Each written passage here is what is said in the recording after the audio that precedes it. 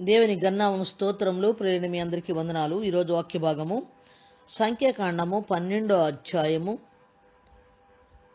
3వ వచనం. సంఖ్యాకాండము 12వ అధ్యాయం 3వ వచనం. మోషే భూమి మీద ఉన్న వారందరిలో మిక్కిలి సాత్వికుడు. మోషే భూమి మీద ఉన్న వారందరిలో మిక్కిలి సాత్వికుడు అని రాయబడింది. సంఖ్యాకాండం 12వ అధ్యాయం మొదటి నుంచి. మోషే కూషు దేశపు స్త్రీని పెండ్లి చేసుకుని ఉండిన కనుక అతడు పెండ్లి చేసుకున్న ఆ స్త్రీని బట్టి మిరియాము అహరోనులు అతనికి విరోధముగా మాటలాడిరి. వారు మోషే చేత మాత్రమే యెహోవా పలికించనా, ఆయన మా చేతను పలికింపలేదని చెప్పుకొనగా యెహోవా ఆ మాట వినెను అని వ్రాయబడింది. ఇక్కడ మనం చూస్తే వాక్య భాగం మనం చూసినట్లయితే మిరియాము అహరోను మోషే అక్క అన్న. శరీర సంబంధంగా ఆలోచిస్తే మిరియాము మోషేకి అక్క. మోషేని నదిలో పారేయమన్నప్పుడు కూడా మరి వాళ్ళ తల్లి తొట్టులో 3 నెలలు పెంచిన తర్వాత అక్కడ పెంచలేక ఒక జమ్ము పెట్టి చేసి దానిలో మోషేని పెట్టి అక్కడ పెట్టినప్పుడు కూడా మిరియామునే కాపలా పెట్టింది. మరి మిరియాము వెళ్ళి రాణితో ఈ బిడ్డను పెంచుకుంటావా అని అడిగింది కూడా మిరియాము. మిరియాము మరి మోషేకి అక్క. మరి అహరోను కూడా మోషే కంటే 3 సంవత్సరాలు పెద్దోడు. అహరోను ప్రధాన యాజకుడిగా ఉన్నాడు. మిరియాము ప్రవక్తిగా ఉంది.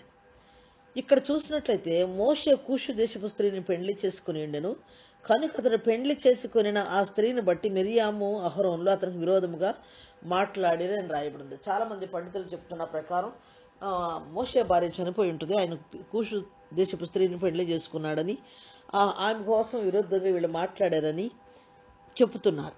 ఏదేమైనప్పటికీ మోషే చేసుకున్న ఆ స్త్రీని బట్టి మిరియాము అహరోనులు చాటున ఒక సామాన్య, ఈయన చూస్తే ప్రధాన యాజకుడు అహరోను, మరి ఈమె కూడా మామూలు వ్యక్తి ఏం కాదు, ఈమె ఒక ప్రవక్తి.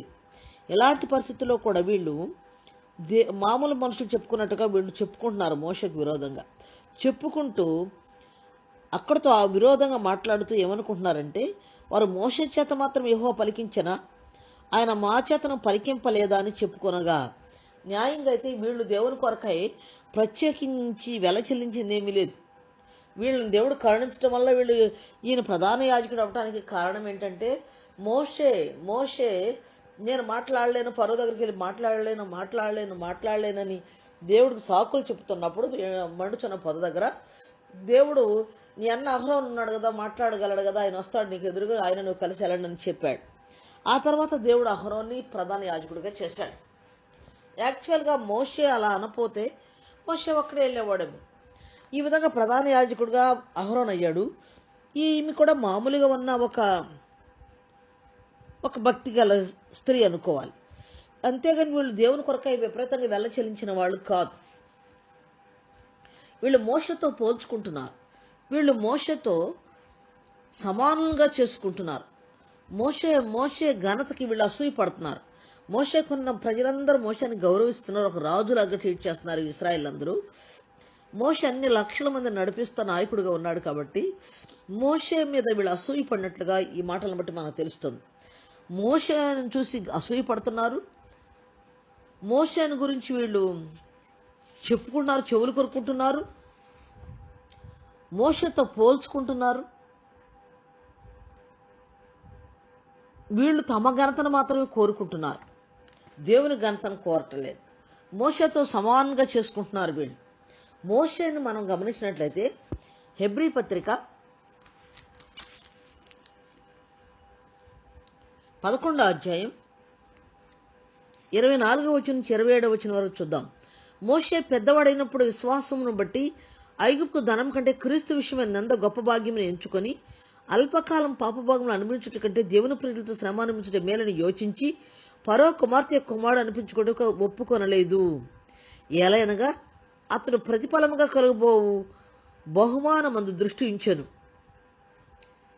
విశ్వాసం బట్టి అతడు అదృశ్యుడైన వానిని చూచుచున్నట్లు స్థిరబుద్ధి గలవాడై రాజాగ్రహమునకు భయపడక ఐగుప్తును విడిచిపోయినని రాయబడింది. మోషే ఫరో కుమార్తెకు కుమారుడిగా పెంచబడ్డాడు, కోటలో పెంచబడ్డాడు. ఫరో ఐగుప్తీల రాజు నేర్చుకునే సకల విద్యలు నేర్చుకున్నాడు.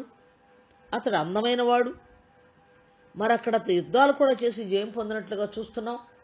మోషే ఐగుప్తు ఫరో కుమార్తె తరపున కుమారుడుగా వెళ్ళి యుద్ధాలు కూడా చేసి జయం పొందినట్లుగా చూస్తున్నాం చరిత్రను బట్టి.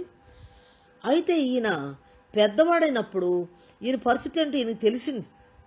ఇక్కడ పైన చూస్తే మోషే పుట్టినప్పుడు అతని తల్లిదండ్రులు ఆ శిశువు సుందరుడై ఉండటం చూచి విశ్వాసమును బట్టి రాజాజ్ఞకు భయపడక అని రాయబడింది. వీళ్ళు తల్లిదండ్రులు అయిన వాళ్ళు కూడా రాజాజ్ఞ ప్రకారం మగపిల్లాడు పుడితే ఇశ్రాయేల్ అందరికీ ఐగుప్తులో నదులో పారేయాలి, వాటిలో ఇశ్రాయేల్ పసివాడిని, రాజాజ్ఞది. కానీ వారు రాజాజ్ఞకి భయపడలేదు విశ్వాసం బట్టి. ఇక్కడ కూడా మోషే కూడా రాజాగ్రహమునకు భయపడక అని రాయబడింది. విశ్వాసంను బట్టే, ఆయన తల్లిదండ్రుల విశ్వాసం బట్టి ఎలా రాజాజ్ఞకు భయపడలేదో ఈయన కూడా రాజాగ్రహమునకు భయపడలేదు అని రాయబడింది. ఇక్కడ మోషే తగిన సమయం వచ్చినప్పుడు తను నిర్ణయించుకోవాల్సి వచ్చినప్పుడు బానిసలో ఒక బానిసగానా రాజకుమార్తె యొక్క కుమారుడుగా ఉండాలా అని ఆలోచించుకున్నప్పుడు ఎవరైనా కూడా రాజకుమారుడు యొక్క కుమార్తెగానే ఉండాలనుకుంటారు. ఐగుప్తు తర్వాత సింహాసనం ఎక్కబోయే రాజుగా ఉండాలనుకుంటారు. ఎందుకంటే అది మరి పవర్ఫుల్ రాజ్యంగా 3000 సంవత్సరాలు మరిది సూపర్ పవర్ఫుల్ రాజ్యంగా ఉంది. అలాంటి అగ్రరాజ్యంగా ఉన్న ఐగుప్తుకి రాజు అవ్వాలంటే మామూలు విషయం కాదు. అలాంటిది వదులుకుని దేవుని ప్రజలతో నింద, బానిసత్వం, కొరడా దెబ్బలు, మట్టి పిసకటం, రాళ్ళు చేయటం, కాళ్ళతో తొక్కటం, ఐగుప్తులో కఠినమైన పనులను చేయడానికి ఎవరు ఎన్నుకుంటారు, ఎవరు కోరుకుంటారు? ఇదనే ఛాన్సు ఈయనకు వచ్చింది మోషేకి వచ్చినప్పుడు మోషే విశ్వాసమును బట్టి ఐగుప్తు ధనం కంటే, ఐగుప్తులో ఉన్న ఘనత కంటే, ధనం కంటే, సింహాసనం కంటే, హోదా కంటే, మరి అక్కడుండే ఆ సింహాసనం యొక్క మహిమ లేక ఆ ప్రజలు గౌరవించే గౌరవం కంటే బానిసలతో క్రీస్తు విషయమైన నిందే గొప్ప భాగ్యం ఎంచుకున్నాడు. తను సమర్పించుకున్నాడు దేవునికి, తను అర్పించుకున్నాడు దేవునికి, తను వెల చెల్లించాడు దేవుని కొరకు. క్రీస్తు విషయం నింద గొప్ప భాగ్యం ఎంచుకొని అల్పకాలమే, ఈ జీవితకాలం మట్టికి కదా పాపభోగాలు అనిపించేది. అంటే దేవుని ప్రజలతో కష్టాలు అనుభవిస్తాకి సిద్ధపరచుకున్నాడు, కష్టాలు అనుభవించడానికి తీర్మానించుకున్నాడు. తను ఆ విధంగా దేవుని బలిపెట్టి తను బలిగా పెట్టేసుకున్నాడు. ఏలైనగా అతడు ప్రతిఫలంగా కలుగబో బహుమానం అందు దృష్టి ఉంచాడు. ప్రతిఫలంగా తను క్రీస్తు బిడ్డలతో నింద అనుభవిస్తూ దాని ప్రతిఫలంగా వచ్చే దేవుని ఆశీర్వచనం కొరకు చూశాడు. కానీ లోకపరంగా ఆయనకు వచ్చిన ఘనతను ఆయన చూడలేదు, దాన్ని లెక్క చేయలేదు. ఎవరైనా సరే ఘనతనే కోరుకుంటారు, ధనాన్నే కోరుకుంటారు, లేక లోకంలో అందరూ మెచ్చుకునేదే కోరుకుంటారు, కానీ అందరి చేత ఘనపరచబడటం కోరుకుంటారు. కానీ నింద, అవమానం, బానిసలో ఒక బానిసగా ఉండాలని ఎవరో కోరుకోరు.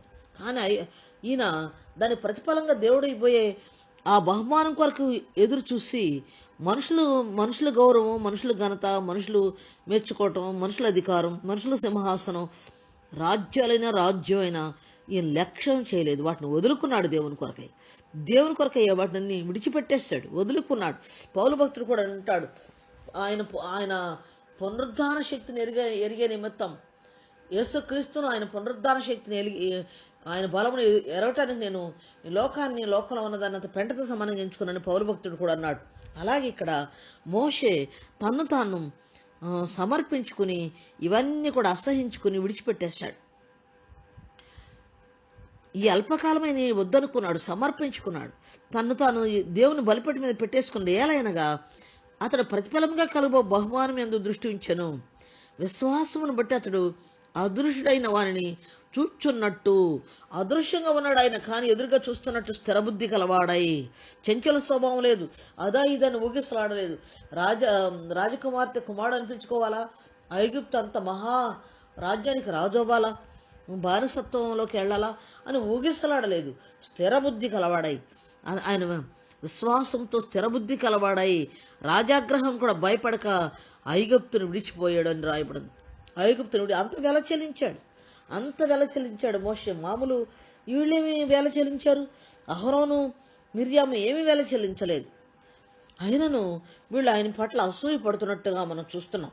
అంతేకాదు 14వ అధ్యాయంలో మనం చూస్తే సంఖ్యాకాండ 14:11 వచనంలో దేవుడు అంటాడు, నేను వారికి స్వాస్థ్యం యొక్క తెగులు చేత వారిని హతం చేసి యెహోవా 11వ వచనం నుంచి ఎన్నాళ్ళ వరకు ఈ ప్రజలు నన్ను యెహోవా ఎన్నాళ్ల వరకు ఈ ప్రజలు నన్ను అలక్ష్యం చేయుదురు? ఎన్నాళ్ల వరకు నేను వారి మధ్యన చేసిన సూచక్రియలన్నిటిని చూచి నన్ను నమ్మకయుందురు? నేను వారికి స్వాస్థ్యమేక తెగులు చేత వారిని హతము చేసి ఈ జనం కంటే మహాబలము గల గొప్ప జనం నీ వలన పుట్టించేదనని మోషేతో చెప్పగా దాన్ని కూడా తృణీకరించేశాడు, దాన్ని కూడా తిరస్కరించాడు. వాళ్ళందరూ చంపేయటానికి వీల్లేదని అడ్డుపడ్డాడు. దేవుని బతిమాలుకున్నాడు. దేవుడు అబ్రహాంతో ఇస్సాకుతో చేసిన వాగ్దానాన్ని జ్ఞాపకం చేసాడు. దేవుని మహిమను కోరుతున్నాడు. ఈయన సొంత మహిమను కోరట్లా, స్వకీయ మహిమను స్వకీయ లాభాన్ని కోరట్లేదు. ఈయన అంటాడు, ఐగుప్తీయులకి ఈ విషయం తెలిసి ఉంటుంది. నువ్వు పగల మేఘస్తంభం, రాత్రి అగ్నిస్తంభంలో ఉండి ఏడుతో ఉండి నడిపిస్తున్నావని అందరికీ తెలుసు. ఇశ్రాయేలు నిన్ను నడిపిస్తున్నావని తెలుసు. ఐగుప్తు నుంచి వీరిని తీసుకొచ్చామని అందరికీ తెలుసు. కానీ వీళ్ళు నీ గురించి వింటారు. వీళ్ళందరూ ప్రజలందరూ చెప్పుకున్నారు, వాళ్ళు వింటారు. నువ్వు ఐగుప్తులో చేర్చలేకపోయేవని నీ ఘనమైన నామానికి అపకీర్తి కలుగుద్దని దేవుడు నిన్నే గొప్ప జనంగా చేస్తానంటే, మరి అబ్రహాం, ఇసాక్, యాకోబు 12 గోత్రాలకు ఉన్న జనాంగాన్ని తీసేసి మోషే ఒక్కడి నుంచి అంత జనాన్ని పుట్టిస్తానని దేవుడు ఆఫర్ ఇస్తే కూడా దాన్ని సున్నితంగా తృణీకరించటమే కాదు, ఇశ్రాయేలు పక్షమని ఆయన విజ్ఞాపన చేసి దేవుని మనసును మార్చినట్లుగా మనం చూస్తాం. దేవుని కోపాన్ని తప్పించినట్లుగా మనం చూస్తాం. అలాంటి మోషేతో వీళ్ళు పోల్చుకుంటున్నారు. అంతేకాదు అహరోను మనం చూసినట్లయితే, అహరోను మరి మోషే కొండ మీదకి వెళ్ళి ధర్మశాస్త్రం తెచ్చే లోపే అహరోను మరి బంగారు దూడం చేసి అక్కడ పూజ మొదలుపెట్టాడు. విగ్రహాన్ని దేవుని దృష్టికి ఎంతో అసహ్యమైంది పాపం. అయినను దేవుడు అహరోను పట్ల, మోషేని బట్టి అహరోను పట్ల కరుణించి మరి చంపేయలేదు అహరోన్ని. ఇలాంటి వారు వీళ్ళు సొంత అన్నయ్య అవ్వచ్చు, సొంత అక్కే అవ్వచ్చు, కానీ వీళ్ళు మోషేతో పోల్చుకుంటున్నారు. దేవుని సేవకులతో, దేవుని విశ్వాసులతో పోల్చుకోవటానికి ఎవరికి అవకాశం లేదు. ఒకవేళ పోల్చుకున్నా అది వాళ్ళని దేవుడు ఒప్పుకోడు. ఇక్కడ మనం చూస్తే మోషే చేత మాత్రమే యెహోవా పలికించిన ఆయన మా చేతను పలికింపలేదంటే మోషే ఎక్కువేంటి, మేము తక్కువేంటి? మోషేతో చెప్పినట్టు మాతో కూడా చెప్పాడు కదా దేవుడు, మేము కూడా ప్రకటించాం కదా అని వాళ్ళు మోషేని తృణీకరిస్తూ మాట్లాడుకుంటున్నారు, సాటును చెప్పుకుంటున్నారు. అయితే మోషే ఆ మాటలు వినలేదు, కానీ యెహోవా మాట విని మన గురించి కూడా ఎవరైనా సాటును చెప్పుకుంటున్నప్పుడు మనం భయపడకూడదు. ఎందుకంటే దేవుడు వింటున్నాడు ఆ మాటలో. మనం వినకపోవచ్చు, కానీ దేవుడు వింటున్నాడు. తగిన సమయం ఏం చేయాలో ఆయనకు బాగా తెలుసు అని మనం విశ్వసించి, ప్రభువా నువ్వే చూసుకో అని దేవునికి మనం చెప్పి ప్రశాంతంగా మనం ఉండాలి. యెహోవా మాట వినును. మనకు విరుద్ధంగా మాట్లాడుకునే మాటలు యెహోవా వింటాడు. మోషే భూమి మీదనున్న వారందరిలో మిక్కిలి సాత్వికుడు. మోషే భూమి మీద ఉన్న వారందరిలో మిక్కిలి సాత్వికుడు అని చెప్పబడింది. యెహోవా మీరు ముగ్గురు ప్రత్యక్ష గుడారంలోకి రండని హఠాత్తుగా మోషే అహరోను మిరియాములకు ఆజ్ఞ ఇచ్చాను. మీరు ప్రత్యక్ష గుడారం రండి ముగ్గురికి ఆజ్ఞాపించాడంట దేవుడు. అహరోనికి, మిరియాముకి, మోషేకి కూడా ఆజ్ఞాపించాడు ప్రత్యక్ష గుడారానికి రండి అని. ఒకవేళ ఏం మాట్లాడతావు, మా ముగ్గునే పిలిచాడు అనుకున్నారేమో, మరి నాకు తెలియదు. అయితే ఆ ముగ్గురు రాగా యెహోవా మేఘస్తంభంలో దిగి ఎంత జోక్యం చేసుకుంటున్నాడో గమనించిన మోషే పక్షాన దేవుడు ప్రత్యక్ష గుడారం యొక్క ద్వారం వద్ద నిలిచి అహరోను మిరియాములను పిలిచాను. మళ్ళీ దేవుడు అక్కడ దిగి ప్రత్యక్ష గుడారం యొక్క కరుణాపేట మీద కాదు, ప్రత్యక్ష గుడారం యొక్క ద్వారం దగ్గరికి దిగాడంట. దిగి మిరియామును అహరోను పిలిచాడంట. వారిద్దరు రాగా ఆయన, నా మాటలు వినుడి, మీలో ప్రవక్త ఉండినడలా యెహోవా నేను దర్శనం ఇచ్చి అతడు నన్ను తెలుసుకున్నట్లు కలలో అతనితో మాట్లాడుదును. నా సేవకుడైన మోషే అట్టివాడు కాడు. సడన్గా చెప్తున్నాడు వీళ్ళతో, మీలో ప్రవక్త ఉండి మీకు నన్ను తెలుసుకునేటట్టుగా కల్లో మాట్లాడతా. మీరు ప్రవక్తలే, కానీ మేము మీతో కల్లో మాట్లాడతా. మీ రేంజ్కి మోషే రేంజ్కి ఎంతో తేడా ఉందని చెప్తున్నాడు. ప్రవక్త ఉండి నన్ను తెలుసుకున్నట్లు నేను కల్లో మాట్లాడతా, కానీ నా దాసుడైన మోషే అట్టివాడు కాడు. అతడు నా ఇల్లంతట్లో నమ్మకమైన వాడు. భూవంతట్లో సాత్వికుడు, దేవుని ఇల్లంతట్లో నమ్మకమైన వాడు అని దేవుని చేత సాక్ష్యం పొందినవాడు. మరి యోబుని గురించి కూడా దేవుడు సాక్ష్యం ఇస్తూ అంటాడు, అతడు న్యాయవంతుడు, యథార్థవంతుడు, మరి పాపాన్ని అసహించుకున్నవాడు. అతని వంటి వారు ఎవరో పాపాన్ని విసర్జించిన వాడు, అతని వంటి వాడు అసలు భూమి మీద ఎవరూ లేరని సాక్ష్యం ఇచ్చాడు. ఇక్కడ ఈయన గురించి కూడా చెప్తున్నాడు దేవుడు, మోషే తన ఇల్లంతట్లో నమ్మకమైన వాడని, అతని భూమి మీద ఉన్న వారందరిలో సాత్వికుడని దేవుడే చెప్తున్నాడు. నేను గోడభావంతో కాదు, దర్శనమిచ్చి ముఖాముఖి అతనితో మాట్లాడుదును. అతడు యెహోవా స్వరూపం నిదానించి చూచును. దర్శనమిచ్చి అతను ముఖాముఖిగా మాట్లాడతానని అతనితో సాటును మాట్లాడను, ముఖాముఖిగా మాట్లాడుతూ అతనితో. అతను యెహోవా స్వరూపమును నిదానించి చూచును. కాబట్టి నా సేవకుడైన మోషేకు విరోధముగా మాట్లాడటకు మీరెలా భయపడలేదనెను. నా సేవకుడైన మోషేకు విరోధంగా మాట్లాడటకు మీకు ఎందుకు భయం లేదు? మీరు అలాంటి నా స్వరూపం నిదానించి చూసి నేను ముఖాముఖిగా మాట్లాడేంత మోషేకు మీరు ఎందుకు భయపడలేదు? మోషే మీలాంటి వాడు అనుకుంటున్నారు, మీలాంటి రేంజ్ కాదా ఇది దేవుడు చెప్తున్నాడు. అక్కడ కూడా అహరోను గురించి చెప్పినప్పుడు కూడా నీవు అహరోనుకు దేవుడు అయి ఉంటావు, అతను నీ నోటికి ప్రవక్త అయి ఉంటాడని చెప్పాడు. అంటే దేవుడు ఆజ్ఞాపిస్తే ప్రవక్త చెప్పినట్లుగా నువ్వు ఆజ్ఞాపిస్తే అహరోను చెబుతాడు అన్నట్లుగా చెప్పాడు దేవుడు. అక్కడ కూడా అహరోన్నే తగ్గించాడు, మోషేనే హెచ్చించాడు. అహరోను కూడా మోషే నా ప్రభువా నా ప్రభువా అంటాడు. తనకంటే చిన్నవాడు, తన తమ్ముడే, తన ఇంట్లో పుట్టినవాడైనా సరే అహరోను తన పరిస్థితి ఏంటో తనకు తెలుసు, మోషే పరిస్థితి ఏంటో అహరోనుకు తెలుసు. ఈయన అంటున్నాడు, ఎందుకు భయపడలేదు? ఆ సేవకుడైన మోషేకు విరోధంగా మాట్లాడటకు మీరు ఎలా భయపడలేదనను. యెహోవా కోపం వారి మీద రగులు కొనగా ఆయన వెళ్ళిపోయాను. యెహోవా కోపం వాళ్ళ మీద రగులు కొంది, ఈ మాట మాత్రమే మాట్లాడాడు. మీలో ప్రవక్త ఉంటే నేను ముఖాముఖిగా నేను నన్ను తెలుసుకున్నట్లు మీ కల్లో దర్శనంలో మాట్లాడతాను, కల్లో మాట్లాడతా. కానీ నా దాసుడు మోషే అలాంటి వాడు కాదు, గోడబావలతో కాదు, ముఖాముఖిగా ఆయనతో మాట్లాడతాను నేను. ఆయన యెహోవా స్వరూపం నిదానం చూస్తాడు. కాబట్టి మీరు ఎందుకు నా సేవకుడైన మోషేకు విరోధంగా మాట్లాడి భయపడలేదు అన్నాడు. అని యెహోవా కోపము వారి మీద రగులు కొనగా ఆయన వెళ్ళిపోయాను. మేఘమును ఆ ప్రత్యక్ష గుడారం మీద నుండి ఎత్తబడెను. వెంటనే ఆయన వెళ్ళిపోగానే మేఘం కూడా ఎత్తబడింది. అప్పుడు మిర్యాము హిమము వంటి తెల్లని కుష్టు గలదాయను. నిజంగా కుష్టు కొన్నిసార్లు వాళ్ళ దోషానికి శిక్ష కూడా వచ్చినట్టుగా మనం చూస్తాం బైబిల్లో. ఉజ్జియా ధూపం ఇస్తున్నప్పుడు ఆయనకి నొసటి మీద కుష్టు వచ్చింది. నయమాను వెళ్ళి తనదగానే డబ్బులు ఎలీషా మీద అబద్ధం చెప్పి వెళ్ళి తెచ్చుకుని, ఎలీషా తెమ్మనని అబద్ధం చెప్పి తెచ్చుకున్నప్పుడు నయమాను కుష్టు ఈయనకు వచ్చినట్టుగా మనం చూస్తాం.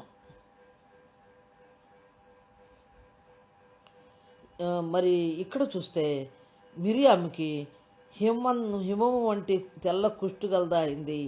అహరోను మిరియాము వైపు చూసినప్పుడు ఆమె కుష్టు గలదిగా కనపడెను.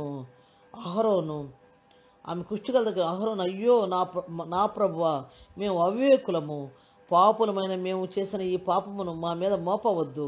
తన తల్లి గర్భము నుండి పుట్టినప్పటికే సగం మాంసం క్షీణించిన శిశు శవం వలె ఆమెను ఉండనీయకును మోషేతో చెప్పగా, వెంటనే ఆ మాటలకి, దేవుడు మాట్లాడిన మాటలకి మిరియాం వైపు చూసి దేవుడు కోపంతో వెళ్ళిపోవటం, మేఘం వెళ్ళిపోవటం, మరి మిరియాం వైపు చూసినప్పుడు ఆమె కుష్టిగలదుగా మారటం చూడగానే అహరోను ఏడుస్తూ మాట్లాడుతున్నాడు.